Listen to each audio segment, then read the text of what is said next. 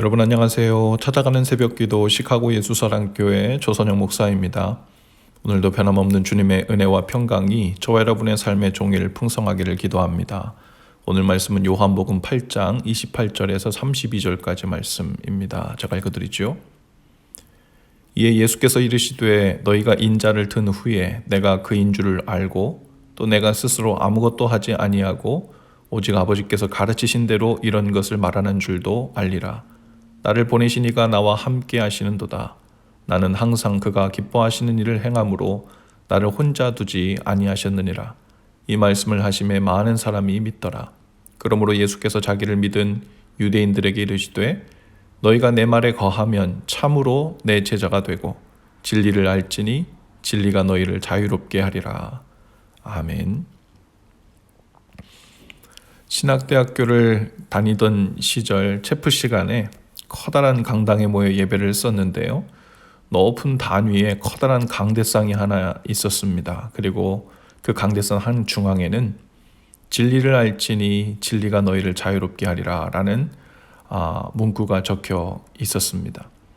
당시에는 한참 신학을 배우고 철학을 배우고 성경의 배경과 형성사를 배우고 하던 시기였기 때문에 진리를 알아간다는 것이란 하나님과 믿음에 대해 철학적으로 깨달음을 얻고 또 깨우치는 그런 종류의 일련의 과정이라고 느낌을 받았어요. 그래서 신학도 철학도 성경 연구에도 열심히 공부해서 학점이 높아질수록 진리를 많이 깨우치고 알게 되는 것일 것이다. 그런 생각을 하게 됐던 것 같습니다.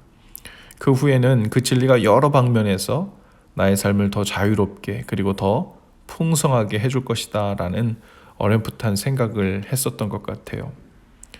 그런데 그로부터 20여 년이 벌써 지났습니다. 그리고 신앙이 점점 더 무르익어 가면서 제 안에 이런 마음들이 생깁니다. 그 진리는 어려운 것이 아니라 심오하고 고상한 철학적인 것도 아니라는 것을 점점 더 확신하게 되죠. 진리란 시간이 지나도 그대로 영원히 변하지 않는 것을 말합니다. 물리적인 것들은 시간이 지나면 부패하거나 부식하죠. 커다랗고 단단한 바위도 바람에 깎이고 산도 옮겨지고 변화됩니다. 그래서 자연적으로 인류 역사에서 모든 철학자들은 이 진리라는 것은 눈에 보이지 않는 어떤 불변하는 법칙이나 철학적인 개념 혹은 어떤 이론 같은 것이라는 전제를 두고 연구를 하거나 수행을 하면서 찾아내려고 애써왔죠. 하지만 그 누구도 그런 방식으로는 진리를 찾지 못했고 지금도 여전히 찾고 있는 중입니다. 그런데 예수 그리스도께서 오셔서 그 진리에 대해 말씀하셨죠. 진리는 바로 나다. 내가 곧 길이요 진리요 생명이다. 내가 진리다. 내가 처음이고 나중이다. 나는 알파요 오메가다. 나는 어제 오늘 내일 언제나 영원히 변함이 없다. 엄청난 선포였습니다. 세상 그 누구도 진리에 대해서 말하고 또 진리를 알고 있다고 주장한 사람들은 많았지만 내가 진리다라는 선포는 그야말로 사고방식 전환이 필요한 접근이었죠. 그래서 진리 안에 거하며 진리를 취하고 진리 안에서 산다는 것도 전혀 새로운 방식으로 접근하는 것이 맞죠.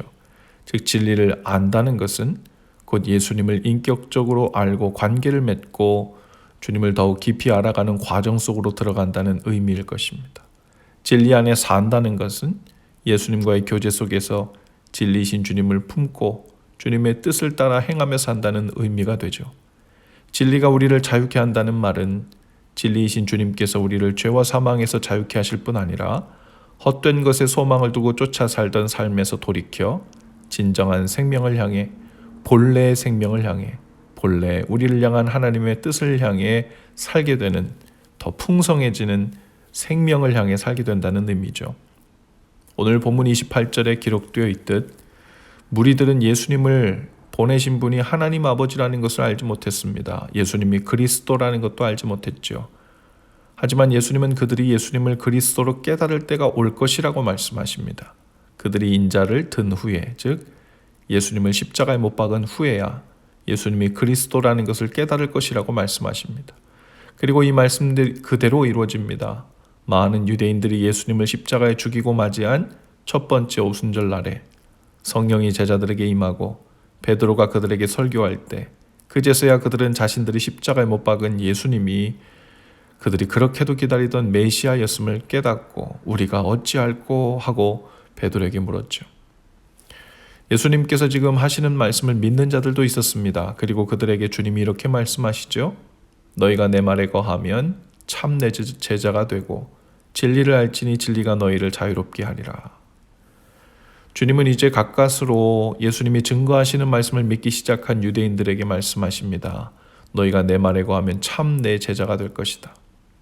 이 말씀은 내 말을 믿으면 자연스럽게 나의 참 제자들이 될 것이니 그때가 올 때까지 기다려보아라 라는 의미가 아닐 것입니다. 제자란 스승의 말을 믿고 따르며 훈련하는 사람을 말하죠. 즉 그분의 말씀을 진정으로 믿는 자들은 그 후에 예수님을 삶으로 따르게 될 것인데 그것이 바로 예수님의 참 제자가 되는 길이라는 의미죠. 그렇게 마음으로 믿고 삶으로 따르는 제자의 삶으로 이어질 때 진리를 알고 진리 안에 거하게 될 것인데 즉 예수님과의 진실한 관계가 시작되어 동행하게 될 것이고 주님과의 깊고 친밀한 동행을 통해 서서히 우리의 삶이 구원으로 그리고 더 깊은 자유함으로 풍성하게 될 것이라는 의미죠. 안타깝게도 오늘날 많은 그리스도인들이 신앙생활하는 것을 마치 구원 얻는 법칙과 원리를 듣고 깨달아 그 구원의 개념과 법칙을 교리적으로 굳게 믿고 흔들리지 않는 어떤 것이라고 착각합니다. 그러나 우리의 믿음은 예수 그리스도가 하나님의 아들이자 구원자이자 나의 주인이시라는 것을 믿는 겁니다. 그리고 그 교리적으로 개념적인 믿음이 믿음이 된다는 말은 주님의 이끄시는 대로 그분의 뜻을 따라 순종하며 따르는 삶으로 이어지게 되는데 그 속에서 우리는 주님과의 관계가 인격적으로 경험되고 또 주님을 경험적으로 알게 되는 삶으로 나아가게 되는 거죠. 그래서 요한복음 1장 1절에 보면 태초에 말씀이 계시니라 라고 시작하는데요. 여기서 그 태초에 계셨던 그 말씀을 로고스라고 표현합니다. 이 로고스는 진리라는 뜻이에요. 그러니까 태초에 진리가 계셨다라는 의미죠. 그 진리는 인격이신 말씀이셨고 인격적인 진리를 말합니다. 그래서 이 말씀을 알고 그 진리를 안다는 것은 곧 예수님과 인격적인 관계 안으로 들어가는 삶, 그리고 그 속에서 주님의 뜻을 믿고 따르는 삶이 된다는 의미가 되죠. 그런데 인격적인 이 진리이신 예수님은 눈에 보이지 않습니다. 그 주님과 관계를 맺고 알아간다는 것이 무엇인지 막연할 수 있어요. 그러나 우리로 그 주님을 인격적으로 경험하고 알아가는 관계 속으로 들어가도록 우리를 초청하시고 깨닫게 하시고 인도해 주시고 도와주시는 분이 계세요. 바로 성령님이십니다.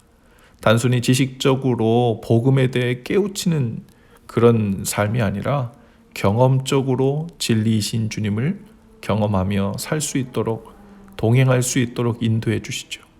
믿는 자들을 진리 안으로 이끄시고 진리 안에서 살도록 하시는 것입니다. 마치 포도나무 가지가 포도나무에 붙어서 열매를 맺으며 살듯 그러한 주님과의 관계가 시작되는 것을 말하죠. 주님 앞에서 믿는 자로 고백하며 서 있는 저와 여러분 모두 이 진리를 알고 또 진리 안에 거하는 삶으로 더욱 깊이 인도함 받을 수 있기를 축복합니다. 그 진리 안에서 참된 구원을 얻고 그 생명을 더욱 풍성히 얻게 되는 은혜가 저와 여러분의 삶 가운데 있게 되기를 주님의 이름으로 축복합니다. 기도합시다. 주님, 저희로 진리이신 주님을 믿을 뿐 아니라 삶으로 따르고 인격적인 관계 안에서 더욱 깊이 알아가는 복을 주옵소서. 진리의 성령께서 오셔서 저희를 가르치시고 인도하시며 그 진리 안에서 구원을 얻고 더욱 자유롭게 풍성한 생명으로 인도해 주옵소서. 예수님 이름으로 기도합니다. 아멘. 여러분 오늘도 예수 사랑으로 화이팅입니다. 저는 내일 아침에 다시 찾아뵙지요.